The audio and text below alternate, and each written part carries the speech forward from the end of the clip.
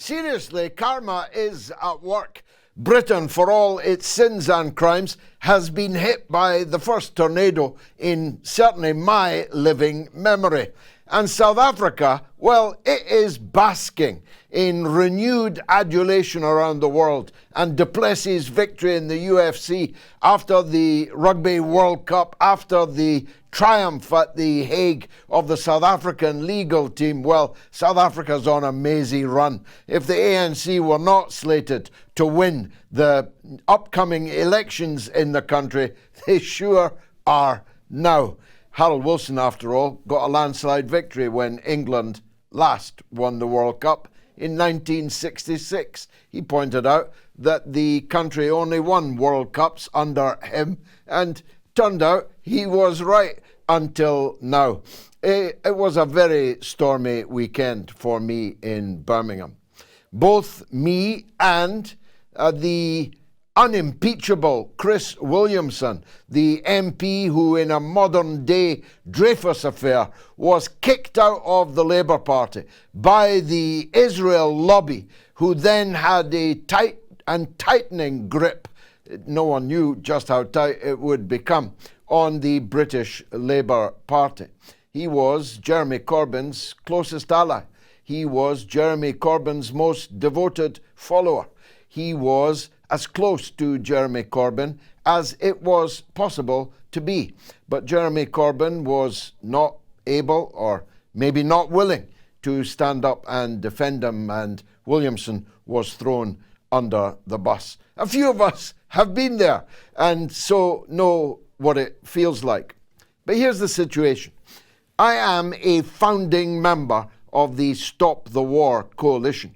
I'm talking about more than 20 years ago. I was its leading speaker. Its biggest and most important speaker was the Right Honourable Tony Benn.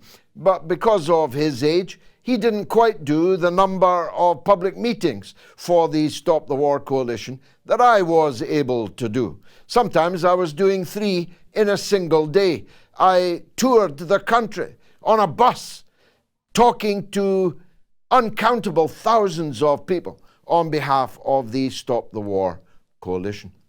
I've been a member of the ranks, once small, now vast, of the army of supporters of the Palestinian cause in Britain for more than 50 years. That's 50 years. I was elected 6 times to Parliament. I am, by all accounts, something of a public speaker. But I stood in the crowd at the rally of the Stop the War coalition and the Palestine Solidarity campaign and was not allowed to speak, and neither was Chris Williamson. There's been a wildly oscillating series of reasons issued from the organisers because, well, there's quite a bit of interest in what happened in Birmingham yesterday. More than 250,000 people have engaged with my tweet on the issue, which is not even 24 hours old. Nobody can quite understand, either abroad or here in Britain, how someone with that track record could be left in the audience and not invited to make a short address when he had asked to do so. A wildly oscillating set of reasons have been advanced. I'll give you the latest one first. In the last half hour, it turns out that the reason was that I have frequently said here on the mother of all talk shows that the Royal Navy should not be in the Straits of Taiwan, should not be in the South China Sea, should not be in the Red Sea. The Royal Navy can't even defend Britain's borders in the English Channel from Albanian people traffickers making thousands of pounds from people's misery, dangerously ferrying them across the English Channel in small boats. Of course, my attitude to that has been utterly caricatured, but just examine that latest reason for not allowing me to speak for one moment. Does that mean that you don't want the support for Palestine of anybody who doesn't agree with you on every other thing? Does that mean that you don't want the support of Conservatives for Palestine? You don't want Tory MPs to demand ceasefire now? Is that what that means? Is that the position of these two organizations? This policy of an ideological blood test applied to people who want to give support to a single issue campaign, stop the war on the children of Gaza. If you don't pass the ideological blood test, you can go away. We don't want your support. We don't want you to go on a platform and encourage other people who think like you to come on board the demand of ceasefire now in Gaza. That's what that policy means. But of course, that wasn't the only reason that was advanced. It depended on who they were talking to. If they were being lobbied by a feminist woman, then the reason was my immediate and admittedly robust support for Julian Assange when he was facing fake rape allegations in Sweden. In fact, some of the people who were on that platform in Birmingham on Saturday, I shall not name names in the interests of unity in the future, some of them were demanding, including demanding in Parliament from the front bench, that Julian Assange should be extradited to Sweden to face these fake rape allegations. I had no part in that. I instantly saw them as fake rape allegations and gave my immediate and unconditional, total, unrelenting, and now decade-long support to Julian Assange. Others are later to come to that party. If they were talking to a Muslim who was lobbying them, then the reason apparently was my support for Syria in its war against ISIS and Al-Qaeda and the alphabet soup of Islamist extremists. That was the reason why I must not be allowed on the platform. Others said I was too pro-Iran. I was too pro-China. I was too pro-Putin. In fact, one person was told that I was an agent of Vladimir Putin. All these reasons were given to all kinds of different people. Don't worry, lads, we've got a lot of them on tape. Now, quite apart from the mindless sectarianism of all that, quite apart from the utter dishonesty of all that, I'm going to rest my case on the first point that I made. The children in Gaza are dying. They're being slaughtered. We want everybody to support the demand ceasefire now. Whatever their views on the Albanian people traffickers, whatever their views on Putin or China or Iran, we want them to support only one thing: the end of the murder of Palestinian women and children.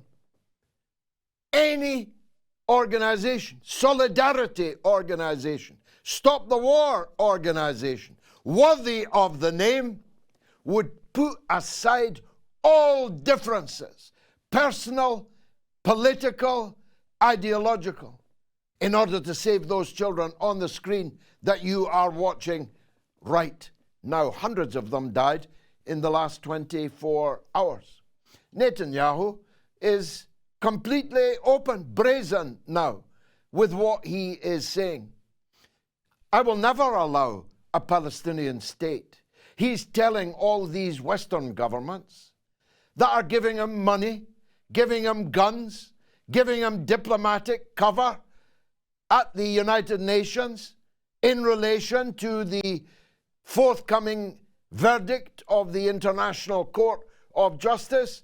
He's telling them there will never be a Palestinian state, and we will not implement any decision of the ICJ in The Hague. And yet, all these Western governments are not only continuing to supply him, the band is being brought back together.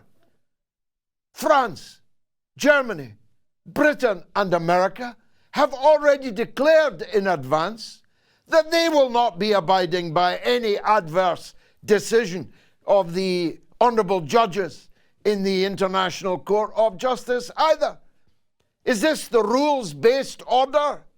You set up an ICJ, you fund it, you send judges to it, but if it dares bring in a verdict against your pet bulldog, your pet savage devil dog, then you'll simply ignore the decision that is made. Is this the Western values that we are told that we stand for?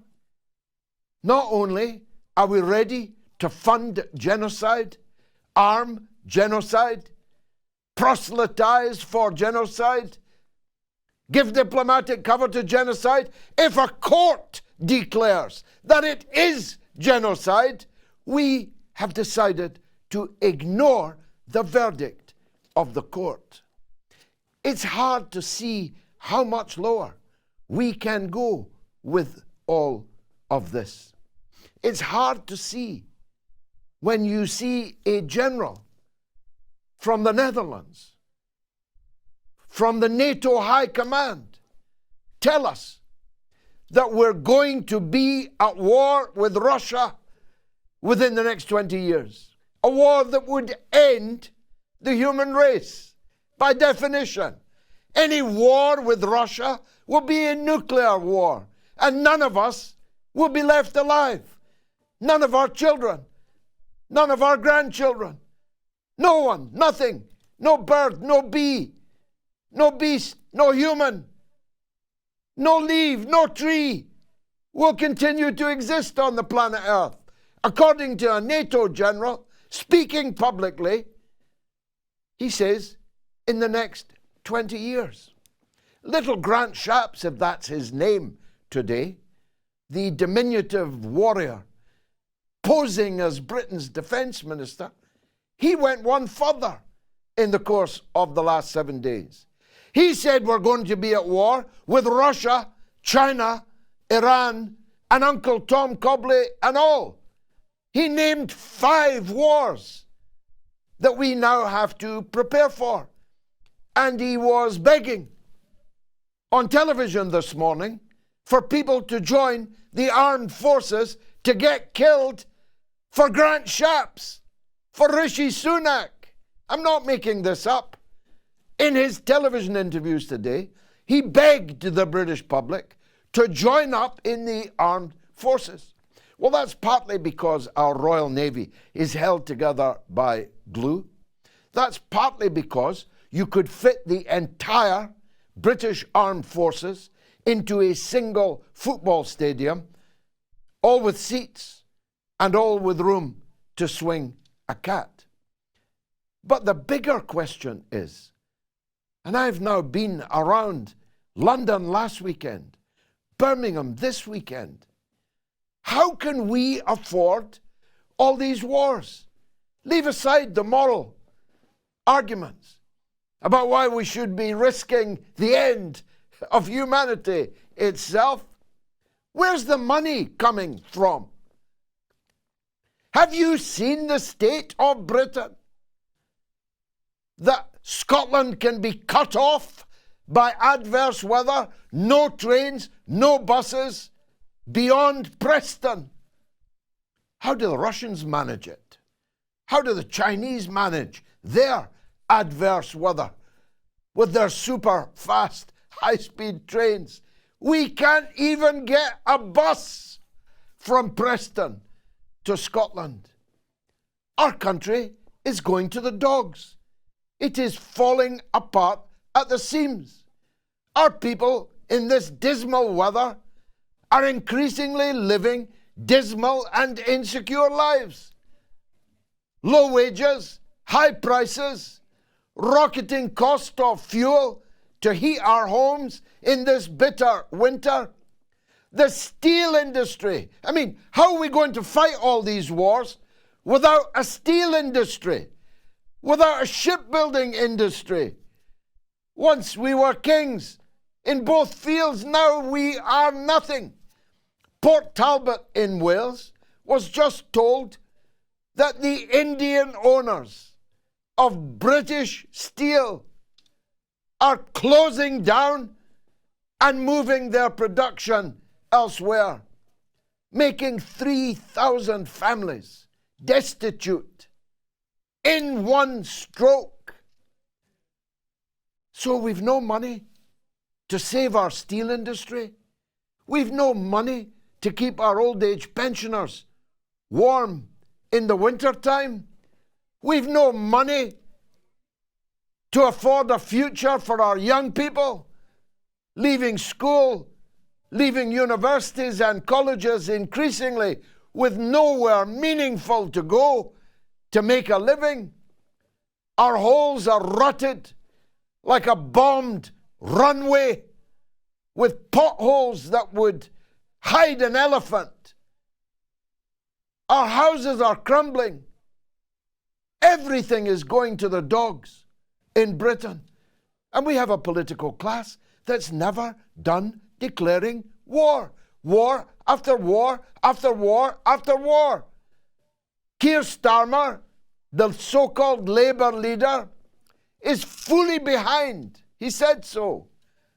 The latest war that we are in the Yemen, again, we've been killing Yemenis for 130 years.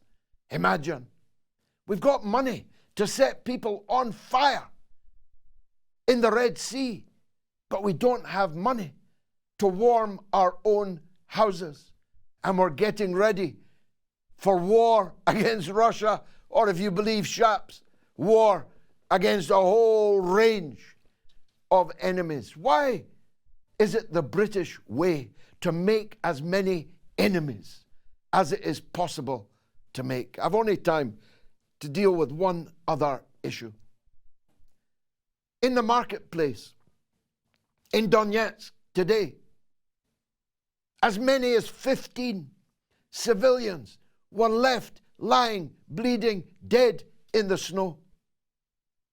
As the Ukrainian army, which has been bombing Donetsk since 2014, 9 years they've been bombing Donetsk. But this time they're bombing them with guns and weapons that we gave them. No pretense of a military objective. No pretense of a counter-offensive.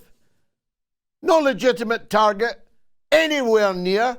Just shoppers, ladies with their shopping bags, lying face down, bleeding, dead in the snow. And not a whisper of regret, still less condemnation from the people who are providing the money and providing the hardware. How many billions did your country give little Zelensky to bring misery on his own people and death, destruction, and being maimed in the Russian-speaking people of the east of Ukraine? You need to begin to ask, really. You need to begin to say, we don't want any more wars. We want to stop the war.